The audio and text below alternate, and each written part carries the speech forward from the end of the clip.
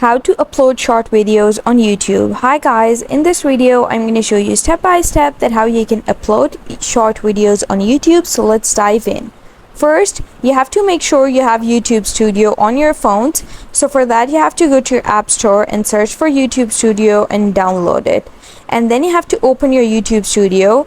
And now once you're on this page, you have to click this plus sign and choose a video that's not more than 30 seconds. And once you upload a video that's less than 30 seconds, you can see YouTube is automatically detect it's a short video.